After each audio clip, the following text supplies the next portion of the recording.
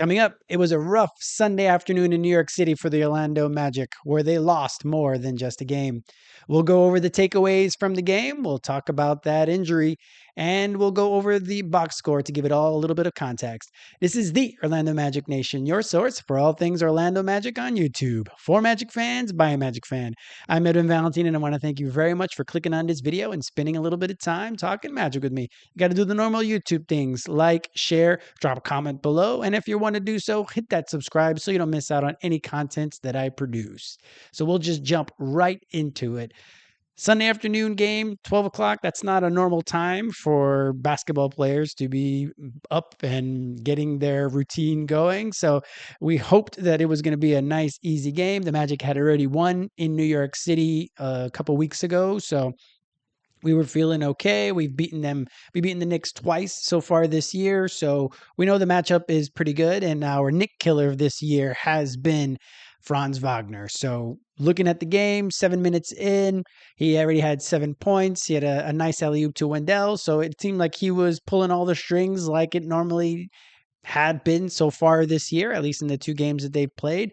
And then disaster struck. Unfortunately, he got the ball a little too late on an alley-oop and landed awkwardly from a foul from his countryman and buckled. Everybody held their breath, being like, oh no. Jeff Turner on the call had it immediately, watching Franz on the ground, and it was definitely a tough thing to see. And then when there was a little bit of context, or when they had the replay, you were able to see that he buckled.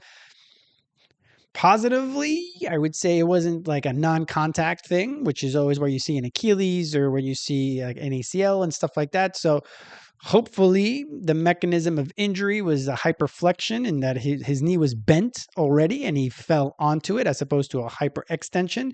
So there's a bunch of stuff that could be structurally not great in there. A lot of the tendons could have got a bit stretched. And I'm going to make another video about Franz's injury. We don't have the timeline yet for his return. So we're hoping that the fact that he left the arena without having like a compression sleeve or anything like a big bulky brace on his knee is actually a positive thing. So let's all hope, because it couldn't just be the knee. It could be the tibia and his leg. It could be the muscle, the quad. It could be some of that. It could be anything really. So right now, I hate to speculate. I'm not a doctor. You're not a doctor, likely. So we're just all waiting for more information, and that's what we're going to do. So that to lean right into the takeaways for me, the first takeaway was that injury.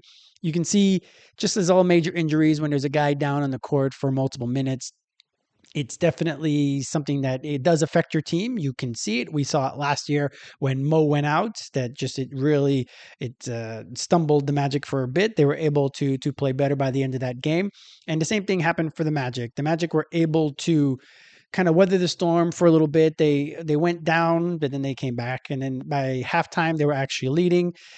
In the end, it just wasn't enough. They weren't able to keep up offensively with the Knicks, and I think that's good.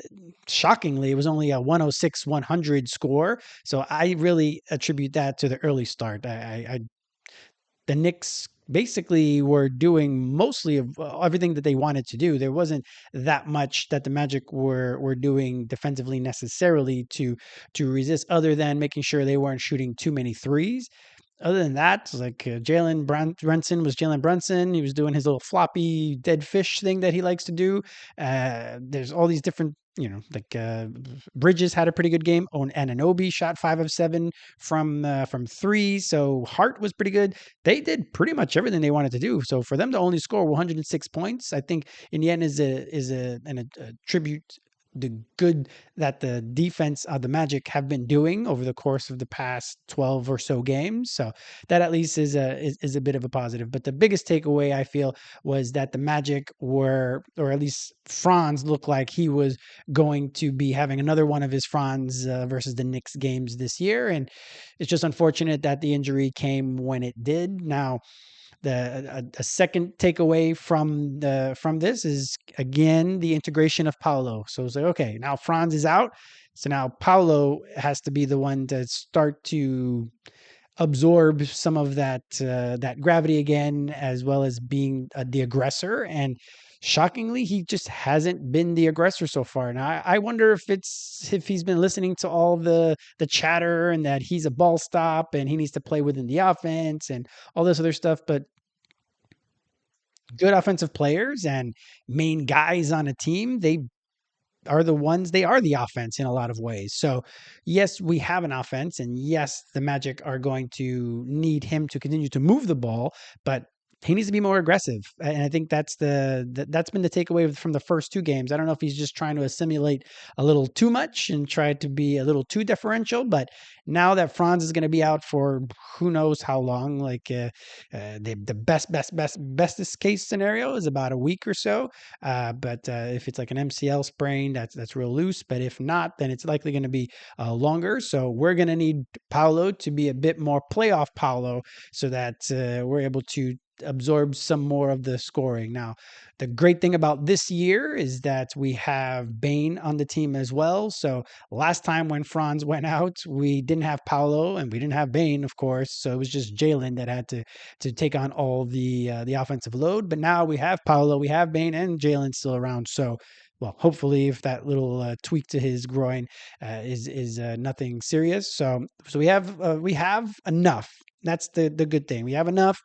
We just need to make sure that Paolo is back to being Paolo and being a bit more aggressive and having a bit more usage, because he needs to be that guy. And something that we've been talking about, him taking a giant leap. So far, he's taken a hop. So we need him to take more of a skip, at least right now. And then, if anything, take that full on leap throughout the course of the year. The other thing I'd say is the defense. Again, the defense is something that we have been really leaning on recently, and they came through enough that we were able to keep them to 106. And we really weren't in the game in the final minutes, except for our Rooks. Our Rooks out there really doing a great job of initiating and continuing to play hard. But we were kind of in the ballpark of them most of the game. So that is it's attributed to our defense and just the consistent effort that we're starting to put on that end. So that is that. And yeah, the last takeaway is, of course, the Rooks. It's Noah and Jace. Whenever they come into games, they're putting in the energy, and I think that's, as we've seen around the league. And Boston is the 3 seed this year, and it's really just, it's a giver. You have to give a, and I think that's the thing that sometimes is frustrating, and that was frustrating when we came off to the slow start earlier in the year. It just didn't feel like the Magic gave them that, and that's something that we see from the rookies. They come in and they're out there and they're giving a, like, they are going and they're making sure that that they're putting that effort and that energy into the game, and that's something that we really need. So we might need to really start playing with some of the rotations with Franz out for however long he's going to be out. So Jace, of course, coming in for Tyus is something that a lot of people have started to talk about. Same thing for Noah, for JI, and those guys they're really producing every time that they're coming into the game. So I think that is something that we really should start to see creep up more and more as the season goes along. We hope that they don't have to get an opportunity necessarily through injury, because maybe Noah might play a little bit more because Franz is out. But let's just hope that just organically, because they put in all this work, because they're performing as well. They're not just energy guys out there with scoring no points, which is something that we're hoping that Tyus and JI can be. They need at least a lot of energy if they're not going to score, but we need guys that can score, and Jace and Noah are actually doing both of that stuff. So hopefully that's something that they're able to start to get a little bit more run as we go along. And it's a long season. Small injuries will happen, rests will have to happen. So these guys hopefully will continue to get a little bit more run, because we're going to get expensive real soon starting next year, and these guys are going to have to be contributors moving forward. So if we go to the box scores, so The box score, if we look at the first guy on there, is Paolo Banchero. He played 24 minutes in this game, so I don't know if that also is something that is kind of hindering his ability to really get going. Is his shorter minutes and just the inconsistency of him being able to play over 30 minutes, but. Maybe that is that. And again, that'll start to progress, and we are going to need more from Paolo moving forward. So in 24 minutes, he scored 16 points, shooting 4 of 11 from the field, 3 of 6 from 3.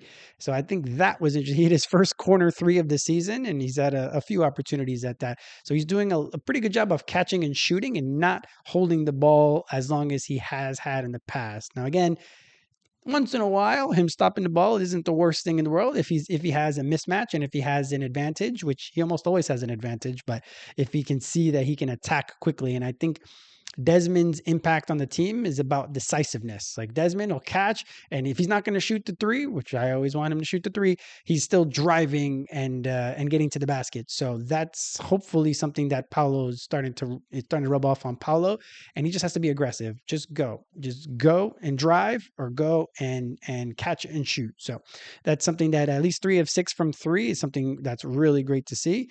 5 of 6 from the free throw line. He's still hitting his free throws. So the jump shot is coming along.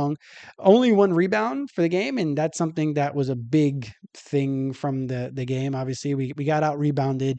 It felt like like Robinson was basically just playing with us. It's almost like a older brother versus a little brother that has 4 inches on him. Basically, he was just out there and just Mitchell Robinson it was a tip drill for him. Basically, that's all that was happening. But anyway, hopefully Paolo gets back to his rebounding ways. 2 assists, only 1 turnover for Paolo. Franz, 7 minutes of action, 7 points, 3 or 4 from the field, 1 of 1 from 3. He was ready to ball. That's what's unfortunate. Obviously, the injury is unfortunate as well, and hopefully he doesn't miss too much time because, of course, he was in line for an all-star team, possibly. He's been playing well enough that he should be into the all NBA conversations. He was also we play in Berlin in January, and that's only a few weeks away. So hopefully this is not going to be a long injury and he's able to have avoided all of that. 3 rebounds, 1 assist, 1 steal. He's just the defensive end is going to be the interesting thing, I think, for the Magic to be able to find a way around. Offensively, I think Paolo can score more. Desmond is around. AB has been scoring okay. He's been up and down, but we know that AB is capable as well. So on the scoring end, I think we'll be okay. It's on the defensive end. Like Franz, I don't think that gets enough flowers. Like he was on Jalen Brunson basically at 6'10", right? So that's going to be something that is going to be I think the biggest difference this time around for this injury with Paolo. Paolo plays good enough defense a lot of the time, but Tristan I think can do an okay job with some of the bigger guys. It's the quicker guys that Tristan doesn't have as much handle on necessarily. So Franz is with Tristan likely filling in for Franz. I think that's going to be a big downgrade for the Magic on the defensive end, but we'll see how things go. Wendell Carter Jr., like I said, was the younger brother in this one. Mitchell Robinson was having his lunch. In 33 minutes, only 8 points, 2 of 8 from the field. So it's probably one of his worst shooting games of the season. 1 of 5 from 3, which was weird because he shot very well all year. And it just, when he was catching it, it just didn't feel fluid. He would just either be double pumping it. It almost felt like he started jumping when the ball wasn't in his hands yet. It was an odd game for Wendell. 3 or 4 from the free throw line, which is good though. 7 rebounds, which sounds pretty good, but when Mitchell Robinson had 8 offensive rebounds, doesn't feel so great. 3 assists for Wendell. Desmond Bane, 16 points on 5 of 15, or sorry, 7 of 15 from the field, which is much better for him after a real rough going of the last couple games. 2 of 4 from 3. Where were the 8 shots? Like the game before, he shot 1 of 8. You hit 50% of your shots. Why aren't you shooting more 3-pointers? Anyway, I know I'm a broken record. It is what it is. They did shoot a lot of 3-pointers in this game, so I can't talk about the fact that the Magic as a whole shot the 3-point shot about over 43 pointers in this game. It's always about the people that are taking the shots. So Paolo shooting 25% for the for the season, 3 of 6 in this game is pretty good. Franz 1 of 1, Wendell 1 of 5. He'd been shooting pretty well this year, so you'll take the 5. Jalen 1 of 6, Anthony Black 1 of 7. Those are not, well, Jalen, yes, you want him to shoot as long as it's in the framework of the offense. AB, some of them were just like walk up or off the dribble 3 pointers, and those aren't necessarily the ones you want from the Magic. Anywho, so Desmond 2 of 4 from 3, 6 rebounds, so he got back into rebounding, which was great. 4 assists, 1 steal for his 16 points. Jalen 17 points, leading the team, 6 of 16 from the field, so still struggling to be very, very efficient. 1 of 6 from 3, like I mentioned. And again, there was a couple times where he just walks right into it, isn't passing the ball. Some of the 3-point shots are not in the frame of the offense. So shot selection is important and is key for Jalen. I feel when the ball comes to him on the catch and shoot, there's a lot of times that when he has his feet set, that he's going to be way more likely to hit that shot. So let's see if that continues. 4 of 5 from the free throw line, 3 rebounds, 4 assists, 2 steals, 1 block for Jalen in his time.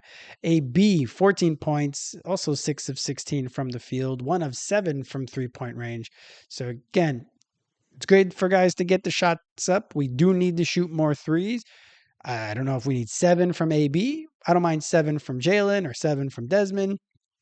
But again, being aggressive, which is very, very important for AB. So if that's what we're going to get from with the aggression, great. He still drove the ball well enough as well, going 5 of 9, I think, from the 2-point range. It looks like he's got to finish in traffic a little bit better and be more consistent with it. But he's being aggressive, so we'll take it. Good game from AB, getting 14 points off the bench. 1 of 1 from the free throw line, which is great. 11 rebounds. So that's going to be key because I think he's going to be playing a bit more at small forward when it's time, when we start playing games again. So we'll see because of his length and his ability to rebound, his ability to slash, be able to play some bigger forwards or bigger guards, some wings.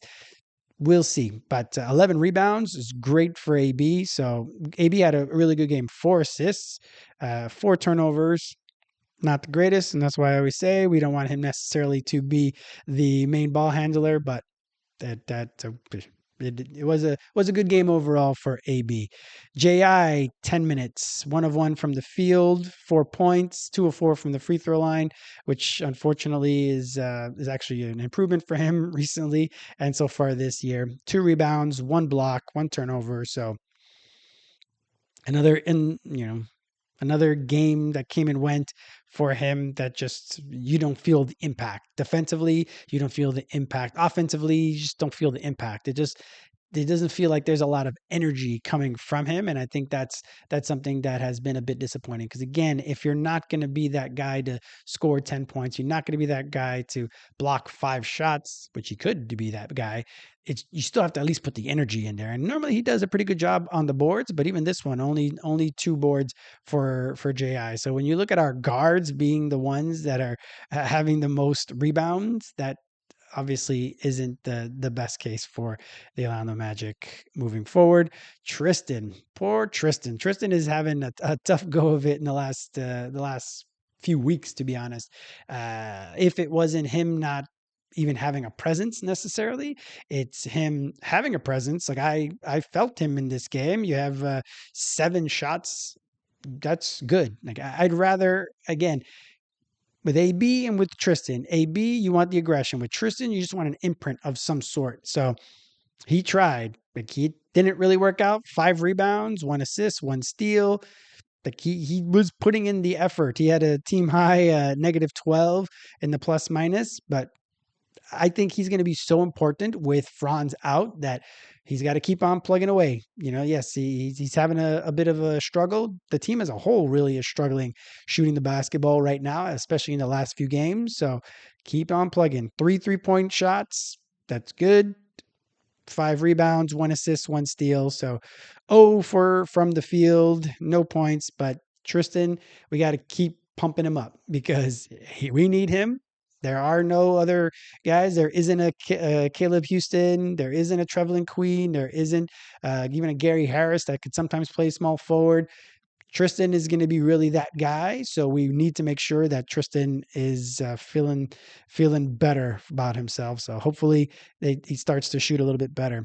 Goga in 12 minutes, only 12 minutes, especially for us getting out rebounded the way we have been. It wasn't like Cat was out there. It was just Mitchell Robinson. So who's not the biggest offensive threat. So I'm not sure why we didn't play Goga a little bit more.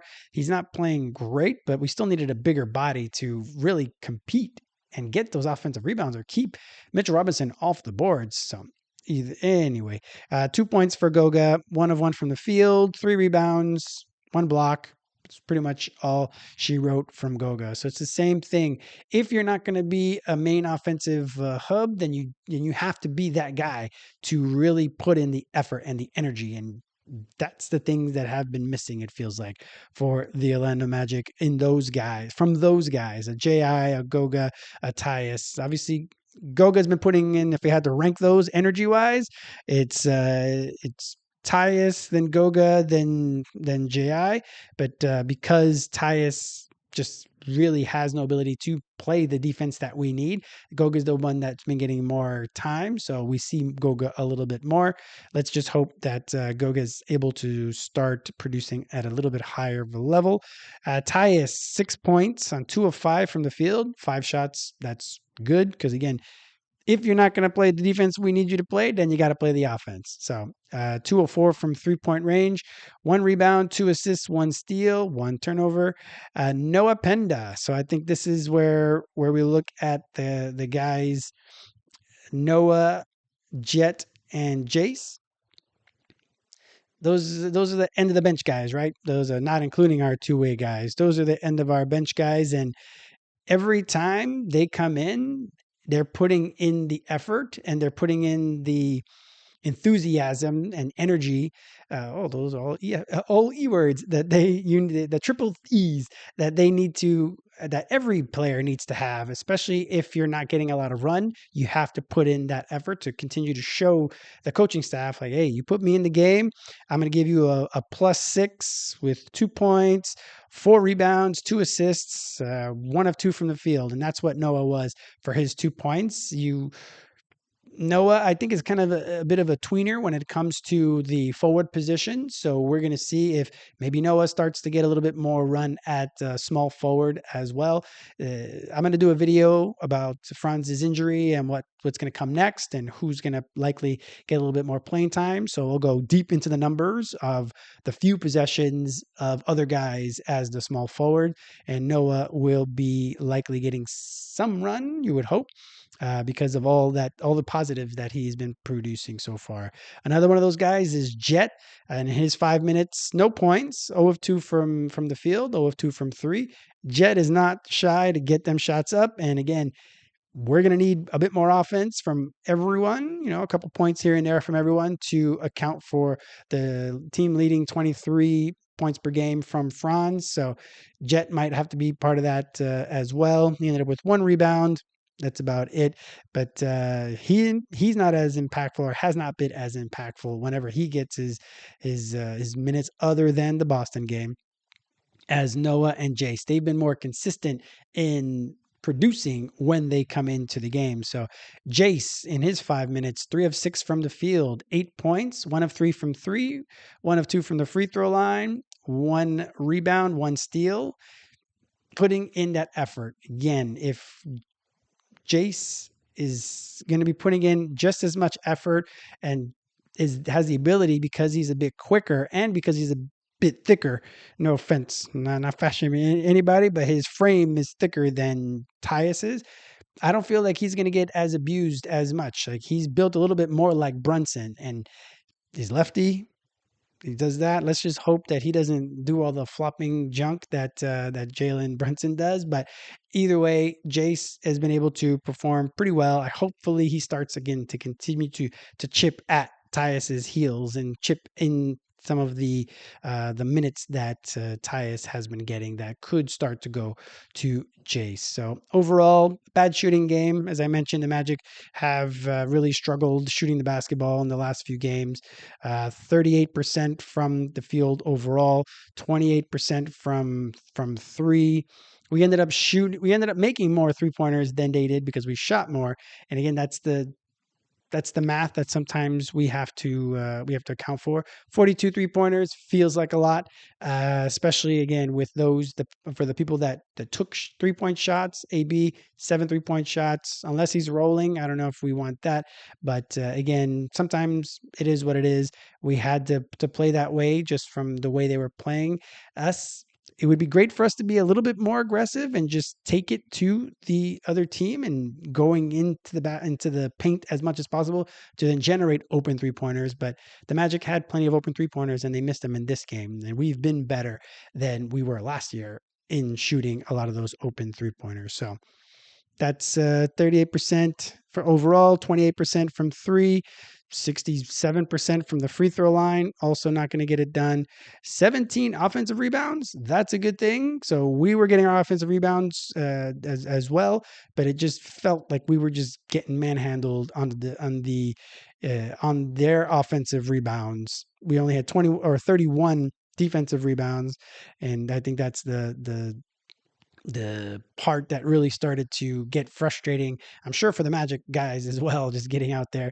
You would think that, let's say, Wendell wouldn't grab the ball and spike it off of Mitchell Robinson like Desmond has been doing, but definitely give it an extra little elbow or give a little extra push or do something to at least show like, hey, I'm here, when it didn't feel at all like Wendell was even a part of the action the way Mitchell Robinson was just rebounding over him. So hopefully this was just a blip in the game or a blip in the season for that. It's been a few times that it's happened to us. Obviously, the Houston game is one thing, but they're doing it to everybody, and this one didn't go our way as well on the offensive end. So let's hope that it's something that we're going to be getting better at continually over the course of the year. And now we'll see how everything is going to go for Franz's injury. So now we wait and hope to hear good news for Franz's injury. Either way, I'm going to be producing a video because he is going to miss a few games. So we'll try to figure out what we're going to be doing for our rotations while he's away. So let's see if it ends up being something minor and he's only out for about a month or so, because that's something that hopefully we'll be able to weather. The schedule is going to lighten up at the beginning of the year, and it just stinks that Franz got injured again after the end of group play, but before the quarterfinal, just the same thing that happened last year. It stinks. He's not able to participate in the rest of the NBA Cup, and hopefully the Magic are able to advance to Las Vegas, but we'll see how things go. The next game that we're going to be playing, obviously, is the team that we've seen multiple times already. We've already seen them 4 times this year, the Miami Heat. Let's see if Tyler Hero plays. I think that's going to be the biggest wrinkle for them. Us not having Franz and them having Hero. So that is going to change the dynamics of the game. So we'll see who ends up getting a lot more minutes for the Magic, and we'll see how they play with Tyler Hero now and who's going to match up against Tyler Hero for the Orlando Magic. So we know who Miami is at this point. There's not much really. We just saw them a game ago, so I'm not going to do a full breakdown of Miami. Miami's Miami. We've seen them a lot in Orlando. We've seen them often. Now we'll just have to see what they look like with Tyler Hero. Disappointing loss for the Magic in New York, but definitely an understandable one given all that happened. Hit that like, share this video, drop a comment below on how you felt the game went versus New York. What do you think is going to happen in the Miami game, and or what are you thinking about due to the Franz injury? Drop a comment, let me know what you feel, and if you want to do so, hit that subscribe so you don't miss out on any content that I produce. So again, thank you very much for clicking on this video and spending a little bit of time talking Magic with me. I hope you're having a great day.